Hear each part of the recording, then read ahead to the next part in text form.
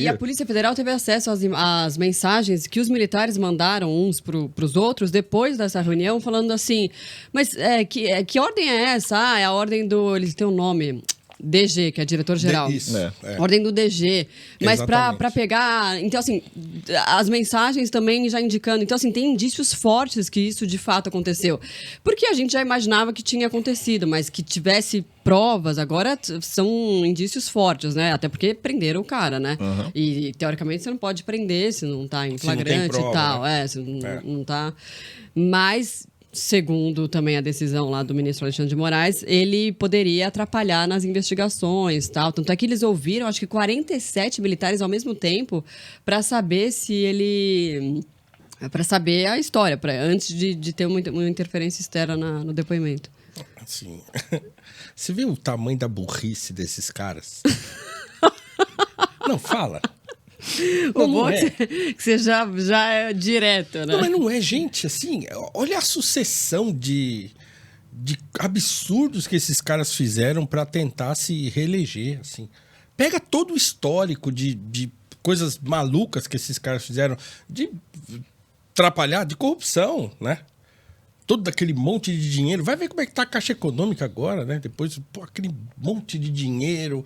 Ai, faz crédito. Ai, agora você pode pegar o Auxílio Brasil e fazer um empréstimo. Então, assim, foi um troço absurdo, assim. Mas a quantidade de burrice envolvida nesse processo de reeleição do Bolsonaro, isso tem que ser estudado, né?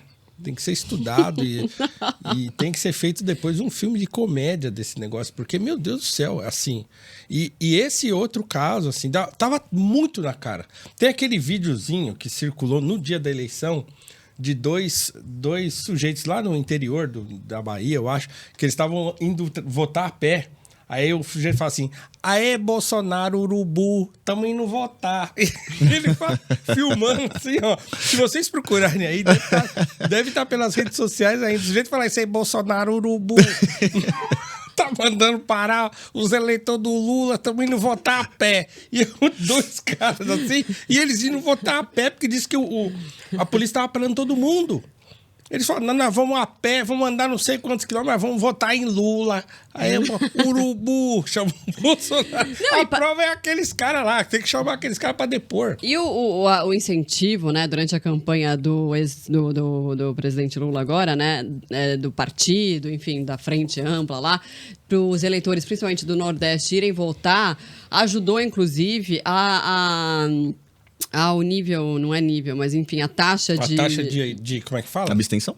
Não, diminuir a taxa de abstenção. a taxa Pela primeira vez na história, o segundo turno foi menor que o primeiro turno. Exato. E aí o diretor-geral falou, não, mas ele teve votação maior do que nos outros anos, mas porque teve também esse incentivo, exatamente, que foi absurdo, assim, né? Porque sabia que o jogo estava muito empatado e os caras estavam desesperados. Não, mas isso aí é uma coisa interessante também, ó, pra gente... Ó, vou falar aqui depois, lá pra frente a gente vai ver que tem cruzamento. Umas semanas atrás vazou que a campanha do Bolsonaro estava usando os números de pesquisa, não desses institutos que a imprensa usa, mas sim do Paraná, aquele Instituto Paraná, não era nem esse. Era um cálculo baseado em inteligência artificial que o Campos Neto, presidente do Banco Central, tinha feito. Todos eles estavam usando esse dado de pesquisa, que estava dando um número diferente, que era mais próximo da realidade. Que ele já tinha uns dados mais... Porque eu não sei se vocês lembram, mas o IBGE não estava feito na época, em 2022. E esses dados do Banco Central, que suposto com essa planilha que o... Não é planilha, né? Mas com essa base de cálculo que o Campos Neto do Banco Central tinha feito, ele já estava mais com um espelhado na realidade.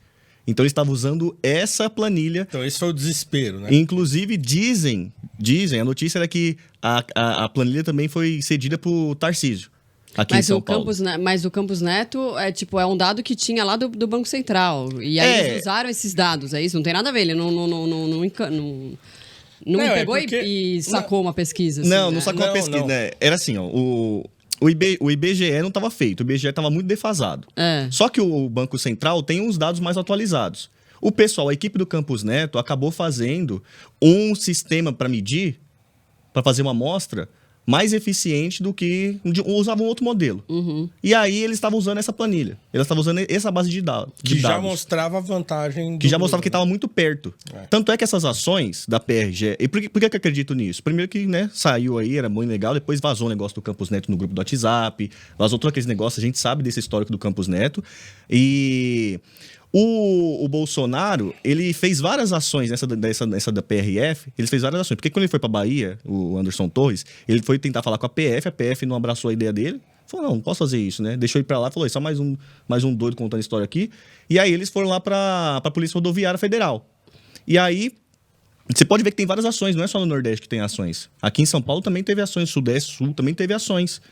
E todos coordenados, porque eles sabiam que a vantagem era pouco. Então... Porque, na verdade, a gente fala que são 2 milhões de votos, mas, na verdade, só precisa tirar um do outro. Porque ele tira um do outro, já sai do outro, né? Já perde um lá e ganha um aqui. Então, era só 1 milhão de votos. Se realmente conseguisse casar esse negócio, poderia criar uma confusão mesmo. Porque poderia dar uma abstenção diferenciada, talvez o Bolsonaro ganhasse por pouco, e aí já tava... Até você provar que policial parou não sei quem, parou... Aí imagina a confusão que tava criada. Já era. Que, na verdade, me parece que era isso que eles queriam, né? Eles queriam tumultuar o processo... tudo mostra isso, né? Que então, mas e no dia, no segundo turno, já apareceram essas denúncias que as pessoas estavam com dificuldade de chegar ao local de votação por causa das blitz e tal.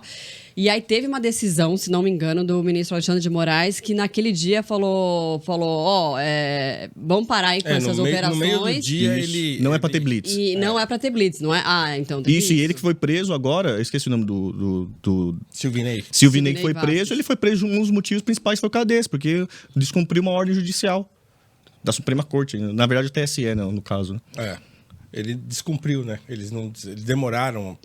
Eles demoraram. Ele falou que não ia fazer, falou que não ia fazer e ficou nesse negócio, não, a gente vai verificar pra tudo dar certo no processo eleitoral. Era uns papos assim.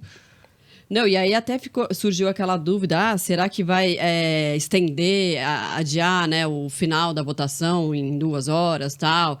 E ficou uma dúvida, assim, no ar, lembra? Isso. E aí depois, não, vai terminar às 5 mesmo e terminou às 5. Até porque se você estende, você dá margem para um monte de coisa. Inclusive, né? O Bolsonaro foi caçado agora justamente por isso. Eu tive a oportunidade de conversar com Valber Agra, que foi o advogado que deixou o Bolsonaro inelegível. E ele explica exatamente isso. Muito se fala da reunião lá com os embaixadores. Mas, na verdade, a reunião, ela é só uma peça do quebra-cabeça. Na verdade, toda a tese de acusação dele tá montado de mostrar sucessivamente como ele agiu para tumultuar as eleições. Esse ato é só mais um. Esse é o menor dos atos, você vai pensar, né? É claro que você tá trazendo a comunidade internacional para falar assim, o sistema aqui é falho, tal, qualquer coisa, vocês estão comigo, né? Mas mais ou menos isso, né? Tipo assim, ele tá querendo dizer, o presidente da República chama os embaixadores lá pro Palácio da Alvorada? Ele chamou, né? Agora eu confundi. Enfim, chama lá pra estrutura do governo, acho que era o Palácio da Alvorada. Palácio do Planalto. Não é do Planalto? Do Planalto. Enfim, tanto faz. Lá. E aí chama os caras, os embaixadores, e aí você tá naquele país, né? A partir do momento que o presidente te chama e você tá representando o país naquele país, você fala, bom, vamos lá, né? Você é meio que obrigada aí no encontro com o presidente. E aí o Bolsonaro vai lá e fala, não, olha, o sistema não é seguro, 100%, tá. Então, assim, ele já está querendo um respaldo internacional. E tem uma situação ainda que é mais grave ainda, né? Porque ele, como presidente da República, ele tem realmente o poder de chamar as pessoas, ou chamar os embaixadores para vir. Só que ele também era candidato. E aí você está fazendo um desvio de função, porque ele não chamou lá para fazer uma reunião do que o presidente da República tem o direito e o dever de fazer. Ele chamou lá para fazer uma coisa como candidato, entendeu? Um desvio de função seríssimo. Inclusive, tem várias evidências. Primeiro que ele não abre para pergunta e resposta, nenhuma. Nessa reunião, o chefe dele de comunicação lá, o ministro de comunicação dele, falou, não sabia de nada, inclusive foi na CPI esses dias, falando, sabia de nada não, nem sabia esse negócio, isso é coisa do filho dele, que chamou uma reunião. O ministro de Relações Exteriores falou. Não. O do Bolsonaro era o de comunicação era o... Acho que não, era o Onyx por último, não era? Meu Deus. Acho que era o Onyx foi, não lembro quem era o último, não. E de Relações Exteriores também falou, não sabia de nada não, era coisa dele com o filho dele lá, e aí eles chamaram os embaixadores e... Aí você vê, o rito não respeitava nenhum... O fato não respeitava nenhum rito, né? Dentro do palácio ali do Planalto e tal. Não respeitava nenhum rito. Não tinha característica nenhuma de convocação de embaixadores. Tinha nada. Era um palanque. É uma sucessão, eu tô falando, foi uma sucessão de insanidades, assim, que quando você junta tudo, você fala, cara, não é Agora, possível a coisa tá chegando perto, mas não chega, né? Assim, não tem nada que ligue diretamente ao presidente Bolsonaro, né? Eu tô achando que a PF tá fazendo um excelente trabalho. Sabe por quê? A gente não tá vendo entrevistinha de delegado de PF, diferentemente da Lava Jato. Lembra quando tinha o japonês da Lava Jato? Tinha sempre uma estrela, tinha o juiz gravatinha, tinha tudo. Esse caso não vale nada, era velho. tipo um show mesmo. Do nada assim. a gente acorda um dia, a PF tá na porta de alguém, tá pegando o cara aqui, ó, você mentiu tal lugar, não fica falando na entrevista, não tem coletiva de imprensa, não tem PowerPoint, não tem nada. É só a polícia trabalhando, o federal trabalhando, tranquilinho, porque é assim que tem que ser a justiça, velho. Tem que ser silenciosa e severa. E eficiente. Pronto, não tem que saber quem é o delegado que prendeu, não tem que saber quem é o juiz que julgou, não tem que saber nada disso. Só tem que saber, ó, fulano tá enrolado lá, é só...